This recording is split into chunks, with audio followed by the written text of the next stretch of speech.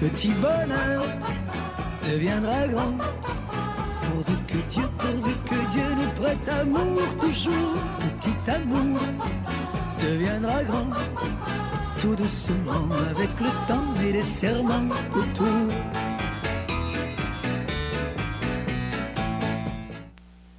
Bonjour à vous à la maison. J'espère que vous avez apprécié ce qu'on vous a présenté la semaine dernière sur la motoneige. Ça rappelle surtout des bons souvenirs. Hein? Surtout à beaucoup de gens. Et je suis toujours accompagnée de Bob Petit. Bonjour, Bob. Bonjour tout le monde. Je pense que les gens ont vraiment apprécié ce que leur ont présenté la semaine dernière, mais on a dit qu'on n'avait pas terminé.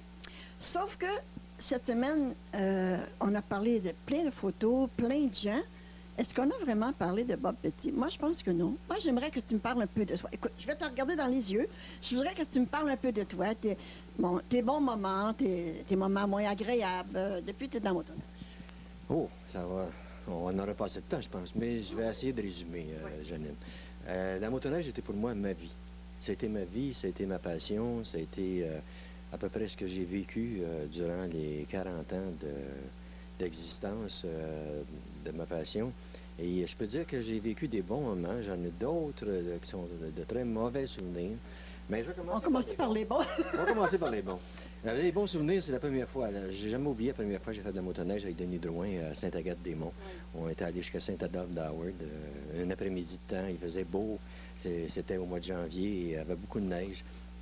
Et les autres moments, c'était aussi les caravanes. La première caravane que Denis avait organisée entre Sainte-Agathe-des-Monts et Saint-Gabriel de Brandon. Les moments que j'ai passés avec le club, j'étais quand même 17 ans, administrateur du club de Saint-Gabriel de Brandon. L'évolution du club, je l'ai vécu, l'évolution de la motoneige également. Je vais vous parler de 1975, qui a été probablement une des semaines marquantes dans ma vie, parce que c'était l'inauguration du premier sentier Trans-Québec. Le premier sentier qui unissait Mont-Laurier à Québec. Premier sentier touristique. C'était la première fois qu'on pouvait dire on s'en va pour une semaine en motoneige, on prend des vacances en motoneige. Alors ça a pris 6 ans de ma vie à monter et ça a été quand même difficile. Ça a été beaucoup de dépenses également. Travail ardu sûrement. Oui, et j'avais pas de commanditaire. C'était mon argent, mais j'étais quand même assez bien rémunéré. Je travaillais pour le Journal de la Gazette. Je faisais jusqu'à des 700 $ dans les années 70. Le 700 $ par semaine, c'était beaucoup. Mais je faisais 12 heures par jour, mettons, mais c'était quand même beaucoup. Et l'inauguration terminée, en 1976, on a fondé la Corporation des Sentiers Trans-Québec, de Motoneige Trans-Québec incorporée. Encore là, un nouveau comité, 27 personnes dirigées. J'avais été élu président des Sentiers Trans-Québec. Et la même année, c'est-à-dire l'année d'avant, j'avais été élu vice-président de la Fédération des clubs de motoneigistes du Québec. Il faut dire que j'avais mis une couple d'années aussi à travailler, à unir. Il y avait deux fédérations au début de la motoneige pour réunir en une seule la fédération qui existe encore aujourd'hui des clubs de motoneigistes du Québec. Mais à la fin de l'année 76, j'avais eu une offre du président de la fédération, qui était alors M. Régent Demers, qui m'avait appelé pour me dire qu'il y avait un job qui s'ouvrait à la fédération comme directeur technique. Alors, j'en avais parlé avec Denis, c'était dans le temps des fêtes, et on avait dit, bon, Denis, viens avec moi. Denis était venu avec moi, on était allé à Montréal, au bureau de la fédération, rencontrer le président de la fédération. Et à ce moment-là, il m'avait dit, Bob, tu sais, le salaire, là, c'est pas beaucoup, 247 $ par semaine. J'en gagnais 700 au Journal La Gazette. Mais la passion était tellement forte en dedans. Alors, Denis m'avait dit, Bob, si tu penses que tu vas être plus heureux dans la motoneige, bien, accepte-le. Et c'est là que le président m'avait dit, d'ici 6 mois, la Fédération va recevoir une nouvelle subvention qui est de 30 000 $. Alors, moi, je trouvais ça quand même bien. Puis, ça compensait pour l'argent que je perdais là, durant le temps des 6 mois. Mais ça ne s'est pas fait comme ça. Ça a pris... Tu t'es fait jouer un petit tour de passe-passe? Oui. Là, ça a pris 1 an avant que la subvention arrive. Et quand la subvention est arrivée, je ne l'ai pas su. Moi, je travaillais au bureau de la Fédération. Il faut dire que dans le bureau de la Fédération à Montréal, il y avait 5 compagnies à l'intérieur de ce bureau-là qui étaient sous ma responsabilité. Il y avait la Fédération au début. Ensuite, les Sentiers de motoneige Trans-Québec. Ensuite, il y a eu... là, je vais en oublier, c'est sûr. Là. Il y avait les promotions soleil nos hivers, mais ça, c'était quelque chose qui n'était pas bien parce que c'était seulement de faire vendre des choses pour que les autres s'enrichissent. Alors ça, c'était pas bien. Il y a eu aussi le circuit de course de motoneige du Québec qui était dans la compétition de motoneige. Et j'en oublie un, là, mais en tout cas, on va l'oublier. Excusez-le, hein, parce que ça fait quelques années. Ça fait quelques années, oui. Et ce que je voudrais te mentionner, c'est que lorsque la job m'a été offerte, je l'ai acceptée en pensant que dans 6 mois, la subvention de 30 000 arriverait. Mais 1 an plus tard, la subvention n'était pas arrivée. Et lorsqu'elle est arrivée, moi, je ne l'ai pas su. Mais au bureau de la Fédération, ça a commencé à mal aller. Là, tout le monde se mêlait de toutes sortes de choses. Ah, le magazine Motoneige Québec, je l'avais oublié tantôt. Bon. Puis, donc, je suis un grand responsable du magazine au début, dès le début de la fondation du magazine. Mais là, à travailler au bureau de la Fédération avec 5 compagnies dans une petite boîte, c'était de l'ouvrage et on ne pouvait pas rentrer à 9 h le matin puis dire qu'on finissait à 5 h. On finissait jamais avant 7 h, 8 h. Alors, c'était beaucoup d'ouvrage durant 1 an. Mais après cette année-là, là, ça s'est détérioré. Là, il arrivait des problèmes dans toutes les choses que moi, je mettais de l'avant. On me donnait des jambettes. À un moment donné, on a mis ma secrétaire dehors. Et ça, c'était tous les gens de messe qui faisaient ça en arrière, là. Et qu'est-ce que j'ai appris quand on m'a mis dehors? Parce que là, moi, je voulais pas m'en aller. Et on avait tout fait pour me mettre dehors. Mais moi, je voulais pas m'en aller. Alors, c'est lui qui a démissionné. Il était président de la Fédération. Il a démissionné comme président. Il est venu chercher ma job.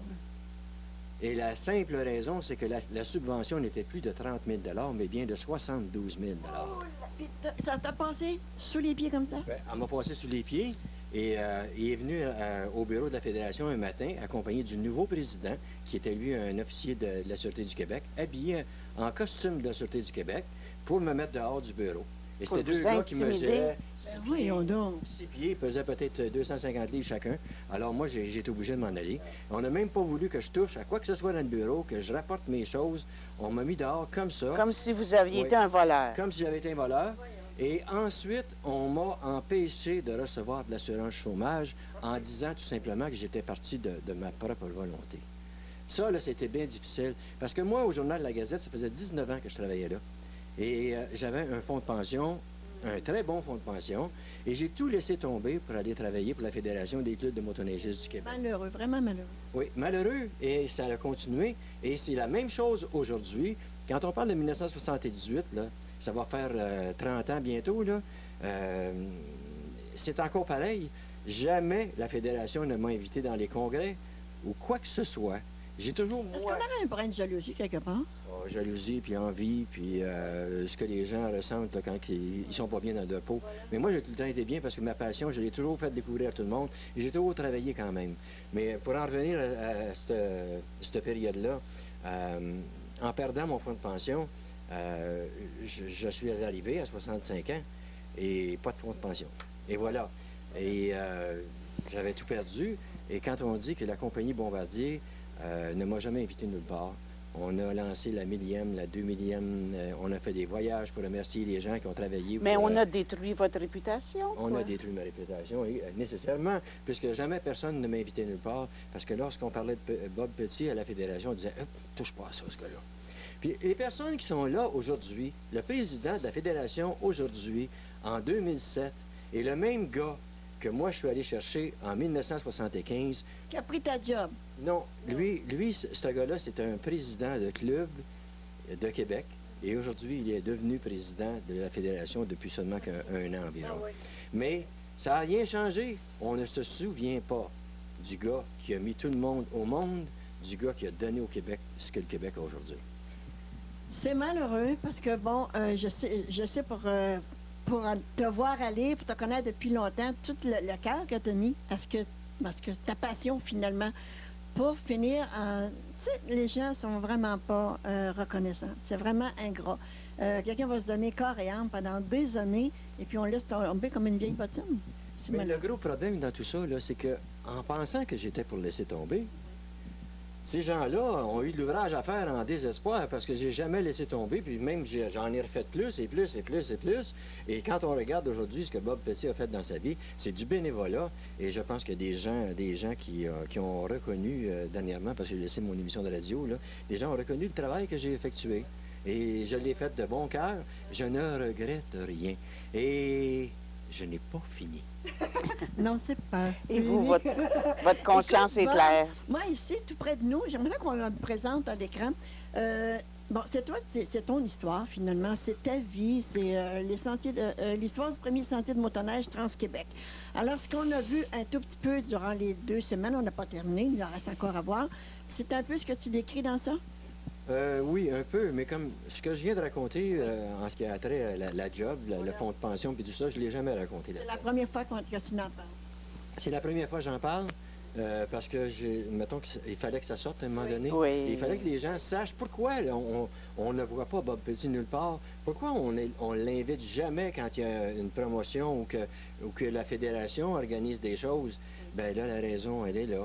C'est quelqu'un qui s'est vengé depuis 1978 et quelqu'un qui est encore à la fédération aujourd'hui et qui empêche Bob Petit d'y pénétrer.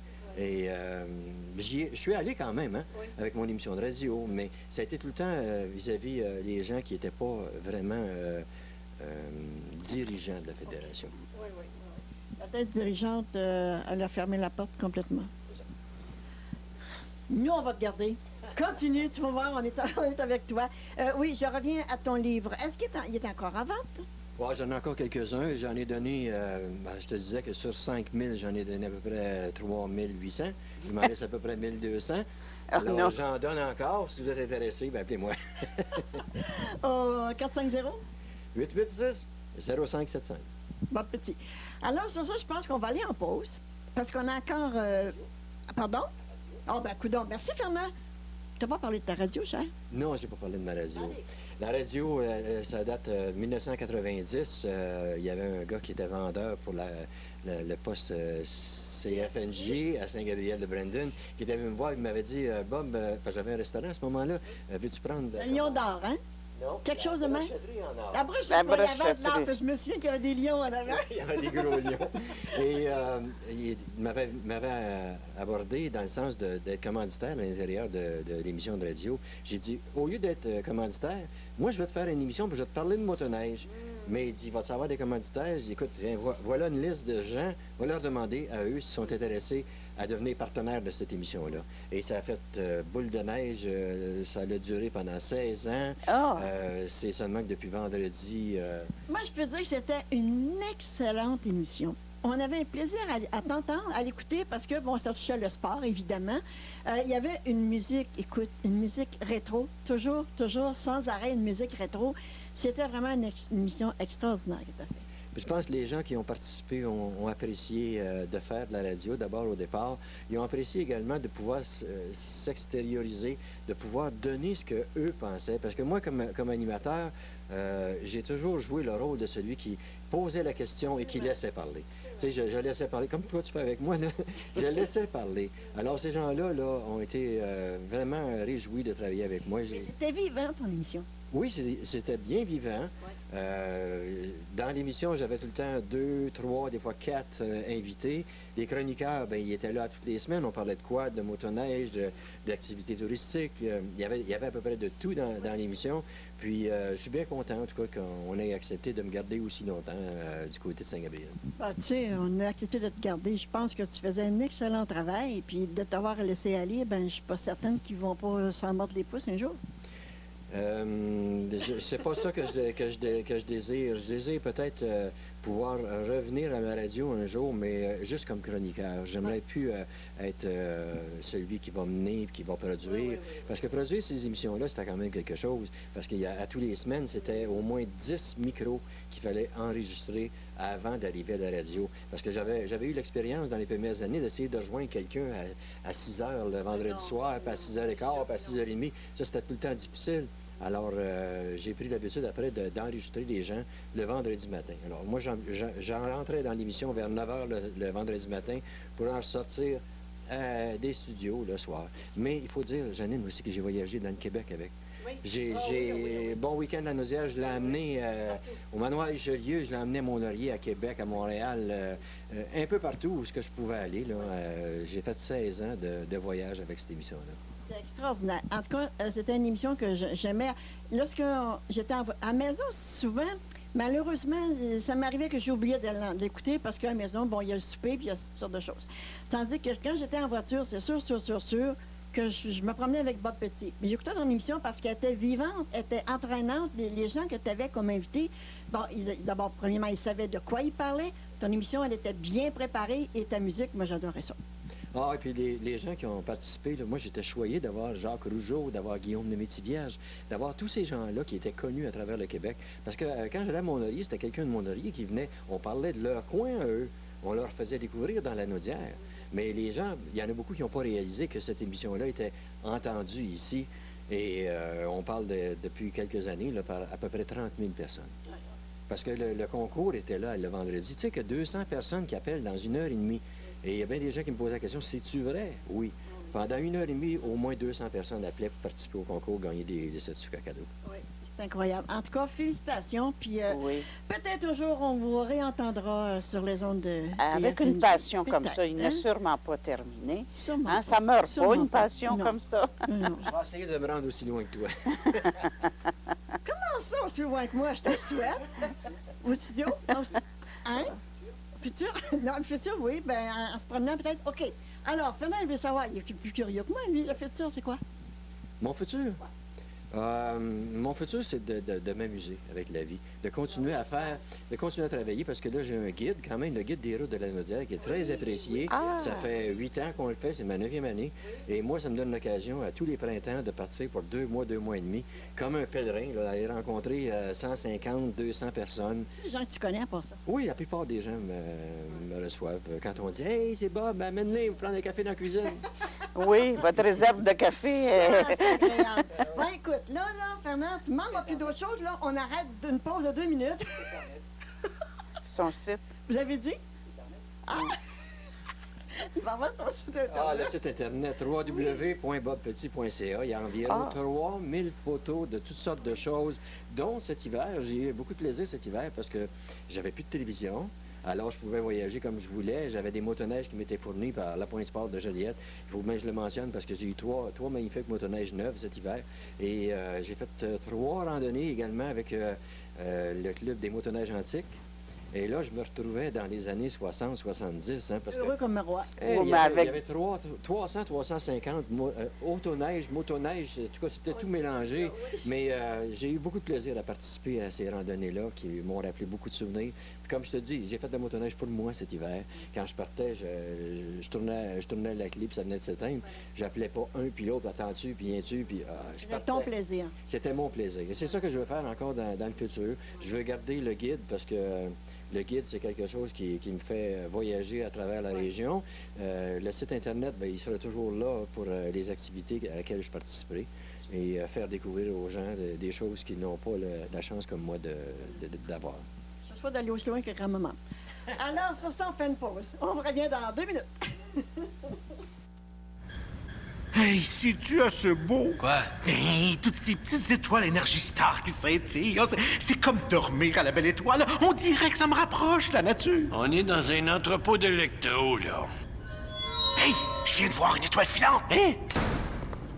Ben voyons, c'est juste Fernand qui fait sa ronde. Mieux consommer, c'est se rapprocher de la nature en achetant des électroménagers plus éco-énergétiques. Profitez d'une remise par la poste à l'achat d'un frigo ou d'une laveuse homologuée Énergie Star. Alors, on est de retour, bien sûr, avec notre bon ami Bob Petit. Et cette fois, on s'en va avec de magnifiques photos encore. Il y en a encore beaucoup à voir, Bob. On est rendu en 1976, Janine. 1975, on a inauguré la Trans-Québec 3 sur le côté nord du Saint-Laurent. Et là, c'était le 1976, la Trans-Québec numéro 5 sur le côté sud du Saint-Laurent. C'était de Boucherville à Lévis. Mais il y a une chose qu'on a fait, par exemple, qui n'a jamais été refait, puis c'était une première en Amérique du Nord également, la traversée du pont de Québec en motoneige.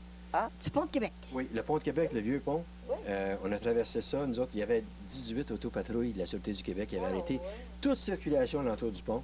Et quand on a passé là, nous autres, j'ai un film, je vais essayer de vous passer ça, mais on a passé ce pont-là, c'était vraiment une sensation là, d'être un petit. Imagine la structure de métal. On était assis à 1 pied du sol, Le bruit. pas de neige. Le bruit, on entendait les motoneiges surtout, là, mais traverser le pont, là, ça a été une belle expérience expérience. inoubliable. Inoubliable. Ok, On a continué. Il y a d'autres photos ici dans le coin. Là. Il y a 2 caravanes en 1976 qui roulaient ensemble. Une sur la rive nord, une sur la rive sud. Et la rive nord, on a fait 3 jours jusqu'à Saint-Gabriel-de-Brandon. Le lendemain, on s'est en allé à Boucherville pour partir la randonnée entre Boucherville et Lévis. On en faisait des choses, c'était bien vrai. Les nuits étaient courtes. Pas mal courtes. Hey, avant d'aller en haut, Bob, ici, là, Ici, là, c'est un souvenir du BM Motel. ça, là, tu me parles. Au caveau. J'étais en train de chanter Trans-Québec, bec, tiens ton casque, tiens tes fesses. Alors, c'était avec Claude Rochon de la compagnie Avec un Bombardier. petit chapeau qui est là, là. Oui, ça, c'est le chapeau qu'on avait pour cette année-là, 1976. Ta chanson, on l'entend sur ton site. Ah oui, tu peux l'écouter sur mon site. Il y en a 2. Il y a de la joie dans la Naudière, c'est sûr. Là. Et Trans-Québec, bec. Et la traversée du Pont-Québec, ils avaient une photo ici? Oui. Et ensuite, quand vous regardez de ce côté ici, il y avait la Sûreté du Québec qui nous suivait avec l'hélicoptère pendant les 2 jours qu'on a passés sur le côté de la Rive-Sud. Et le Vous camion étiez d'eau-pied. combien de On était une motoneiges? centaine de motoneiges sur la rive sud, mais ils étaient beaucoup plus nombreux sur la rive Vous vous nord. rejoignez ensemble. On s'est rejoints à Québec pour célébrer ensemble l'inauguration du sentier Trans-Québec numéro 5. Oui. Et là, il y a des choses à montrer. Ben, de ce côté-ci, j'avais une motoneige juste en 1977. J'étais à ce moment-là président des Sentiers de Trans-Québec et vice-président de la Fédération encore. Et le Un instant, Bob, il faut le mentionner. Je ne sais pas si tu peux le voir. C'est vraiment extraordinaire. Regarde, même sur sa voiture, c'est marqué Bob Petit. Ouais, on se prive de rien. Motoneige. Bon, voiture. Oui, puis il y avait l'apparition du magazine, le fameux magazine qu'on voit ici en haut, la première édition du magazine Motoneige Québec. J'ai travaillé fort dans les premiers temps pour mettre sur pied ce magazine-là. J'avais emmené un journaliste aussi qui avait déjà l'expérience de monter des magazines, qui était Jean-David Côté. On a eu beaucoup de plaisir ensemble, mais moi je suis parti de la fédération et le magazine est encore là. Ça, c'est l'heure du bain de soleil? Oui, tout le monde se demandait comment j'avais Un beau teint. un si beau teint. Ben là, c'est ça. Quand j'arrivais à des endroits... T'es un beau petit crapaud, hein? Oh, j'étais vraiment un beau carapaud dans ce temps-là. OK, ici, OK, je pense qu'on en a Ouais. parlé. Puis en haut, ben là, il y a le magazine en haut. Il y a également ma fameuse photo où est-ce que c'est qu'on voit Denis Drouin tenir la pancarte du sentier qui n'a jamais été honoré. Moi, ça me touche intérieurement parce que Denis avait tellement fait de choses sur la motoneige. C'était la récompense ultime que la Fédération lui donnait et on lui a enlevé aussitôt qu'il est mort. C'est vraiment dommage. Dommage. Vraiment dommage. Puis, il y avait la flamme du temps qui était Brigitte Toutan sur la motoneige. Je pensais que tu allais dire Brigitte Bardot. Non, Brigitte Toutan, c'était en 1976. Ça, c'était la Madame Petit parce qu'elle m'a toffé pendant 8 ans. Oh, ouais! Ouais. Oh, wow! La plus tough. C'est une vraie toffe, moi je vous le dis, une vraie toffe. Là-bas, je pense qu'il y a des choses qu'on pourrait aussi présenter. De ce côté-ci, c'est en 1985. Ça a été la première randonnée qu'on a fait pour célébrer l'inauguration du premier sentier en 1975. Alors en 85, chose qui est arrivée encore là, c'est que on avait tout organisé à Saint-Gabriel-de-Brandon pour célébrer le 10e anniversaire des Sentiers Trans-Québec. Mais il y a 2 personnes de la Fédération qui sont venues noyer le poisson dans l'eau. Oh. Alors, on a célébré le 10e anniversaire de la Fédération des clubs de motoneigistes du Québec, qui a probablement pas mal éteint cette chose-là. Mais il y a une chose à dire, c'est que on avait organisé une randonnée dans la Naudière. On était parti de Saint-Gabriel-de-Brandon, 42 le matin. On a passé par Sainte-Léophore, Joliette, Saint-Alphonse, Sainte-Béatrix, Lac-Noir, Saint-Damien. On est revenu à Saint-Gabriel-de-Brandon. Il était 4h30 le soir. Il y avait 359 motoneiges. Alors, tout le monde, cette journée-là, ont adoré leur journée. Il y a quand même une vidéo qui a été faite de cette journée-là. Mais on est venu noyer le poisson dans l'eau puisque les responsables de la Fédération sont venus remettre 3 plaques à 3 fondateurs du premier sentier Trans-Québec. Alors, j'étais le seul fondateur des Sentiers Trans-Québec, mais eux autres ont... On t'a oublié?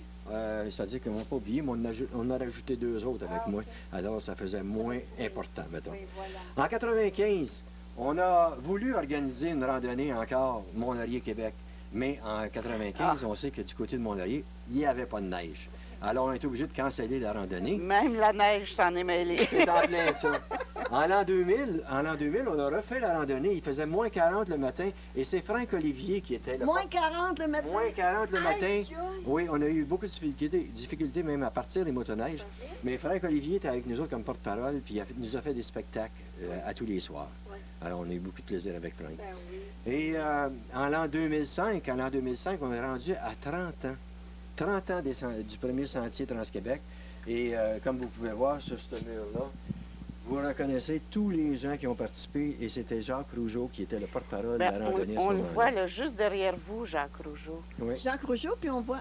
viens-t'en, je t'amène par ici, là, parce que je veux que tu nous montres quelque chose. Il y a Jacques Rougeau, il y a Mario Lirette.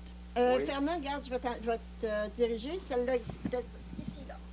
OK, il y a Mario Lirette, il y a Jacques Rougeau. Jacques Rougeau, il y avait Audrey de Montigny. Audrey Montigny, c'est là. On a eu des rencontres un peu partout à travers cette randonnée-là. On a fait 9 jours de motoneige. On est parti de Mont-Laurier pour terminer au manoir Richelieu. Oh! Mais on faisait la célébration du 30e anniversaire du premier sentier touristique en Amérique du Nord. Toujours la Trans-Québec 3, que la Fédération a encore changé, que ça ne s'appelle plus le Trans-Québec 3, ça s'appelle Sentier des Pionniers, le numéro 63. On a tout chambardé, anyway, on a tout fait pour faire oublier. Mais reste encore que je suis encore debout. Et Puis reste debout. Ouais, puis je veux rester debout au moins pour célébrer le 35e anniversaire. Attends, viens-t'en avec moi. Viens-t'en avec moi. Écoutez, dernièrement, on a entendu aux informations qu'on a perdu un grand journaliste. C'était aussi un bon ami à Bob. Et on a une belle photo en haut de Toto Gingras. Oui, André Toto Gingras. André Gingras était un gars formidable. C'est un gars que j'avais rencontré par hasard au tournoi de pêche du Journal de Montréal à Saint-Donat. Et on s'est liés d'amitié. J'ai fait 2 ou 3 émissions à Saint-Donat. Il a participé aux 2 ou 3 émissions. Il ne faut pas oublier qu'André Gingras aussi a été président d'honneur du Festival provincial de la motoneige pendant quelques années. Et comme j'écrivais justement dernièrement, tous ceux qui ont touché André, André leur a toujours donné une belle promotion à travers du Journal de Montréal. Je t'arrête 2 secondes parce que le temps est presque terminé. Je viens d'en montrer un autre qui est disparu, qu'on a bien aimé ici aussi, Paul Buisson. Paul Buisson, que j'ai rencontré dans les salons de quad. Je voulais faire de la motoneige avec lui. Il m'avait promis de faire de la motoneige avec moi, mais le sort a voulu qu'il parte plus vite que tout le monde. Malheureusement, ben oui. Mais c'était un gars qui aimait la vie. C'était Paul Buisson, c'était un gars qui dégageait de l'amitié aussi gros qu'il était. C'était un bon vivant. Très bon vivant. Écoute, toi aussi, t'es un bon vivant, puis je te dis, merde, puis lâche pas, Bob. T'as encore beaucoup d'années devant toi. Je ne lâcherai pas, Janine. Je ne lâcherai pas. Comme je te dis, j'ai des projets et je vais essayer de les mettre à l'exécution. Puis je vais essayer de te suivre. Suis maman. OK. Voilà, je pense que ça a été 2 excellentes émissions. Ça m'a fait énormément... Puis ça nous a fait énormément plaisir de venir te rendre visite. Et de partager ces souvenirs-là, parce qu'on se rappelle, nous aussi, qu'on a fait de la motoneige. Oui, puis je suis certaine pour les gens à la maison que, bon, pour eux aussi, tout ce qu'on a raconté, les endroits dont on a parlé, sûrement, quelque part, ça a fait un déclic pour leur rappeler de bons souvenirs. Je te dis 1000 merci. C'était très gentil de ta part. C'est moi qui vous remercie d'être venu me rencontrer chez nous, puisque vous êtes la première, ma chère Janine, à venir nous rencontrer. On va passer dans les archives. Ah, oui. On va mettre des photos. Les plus grandes places, les murs, par exemple. On va faire des murs. On va faire des murs. Alors, encore une fois, je te dis merci. Merci, André. Merci, Janine. Merci, Fernand. Merci, Claude, en studio. Merci à vous, à la maison, de nous ouvrir votre porte. C'est Janine Généreux. On se revoit la semaine prochaine. Bye-bye. Soyez heureux. Bye-bye.